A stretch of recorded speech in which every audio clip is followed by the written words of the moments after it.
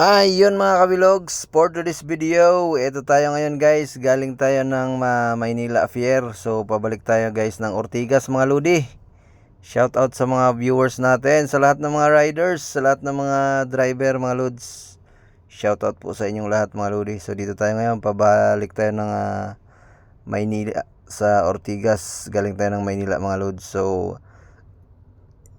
napakamahal ng gas mga lodi, napakamahal ng diesel, kaya makikita mo napakaluwag ng kalsada mga lodi.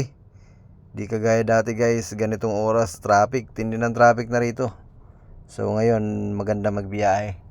So ito lang pala yung solusyon sa traffic para mawala yung mga sasakyan. Mahalan yung diesel at saka gas. Diba? Shout out sa lahat ng mga solid followers natin, sa lahat ng mga OFW. Shoutout po sa inyong lahat. Ingat kayo dyan sa Iran mga lodi. At saka nagigira sa Middle East. Ingat kayo sa lahat ng OFW na solid followers natin. Diba? For the chill driving lang tayo mga lodi. Si Kabilogs in the house. Eto, ang hirap kumita ng pira dito guys sa Maynila. Kailangan talaga makipag-sapalaran ka dito. Diskarte ba? Kasi kung mahina ang diskarte mo na po, ang dami pa namang mga buaya rito mga lodi na nakabang. Kaya ihanda mo na yung lisensya mo pag mali-mali ka dyan sa Maynila mga lods. 'Di ba? So ingat kayo sa biyahe mga buddy.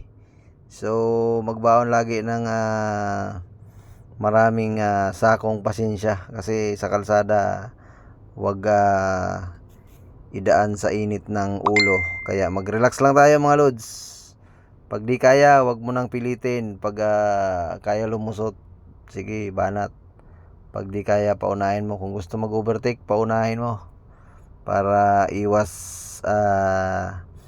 abala sa kalsada. At saka isipin mo lagi na meron kang uuwi na pamilya mga lods.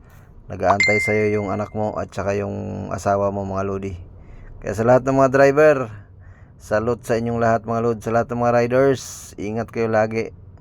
So, wag magsingit-singit. Pag di kaya, wag na ipilitin. Baka maipit pa mga lods. Iwas abala tayo mga lodi. Makikita mo naman, ito na tayo guys. Napakaluwag. Left and right mga lodi. Ayan lang yung madadaanan mo guys. Napakaluwag ng kalsada. Akala mo pandemic mga lodi. Parang wala nang mga sasakyang gaano. So, puro lang nakaparking. Kasi ang hirap pag lumabas ka. Napakamahal ng diesel. Lalo dyan sa Shell, nako abot ng 146 ng litro. 'Di ba? Kaya yun lang naman, ingat kayo lagi. So thank you and God bless sa lahat ng mga viewers natin. Thank you sa nag-like, nag-share natin mga video. Bye-bye mga lodi.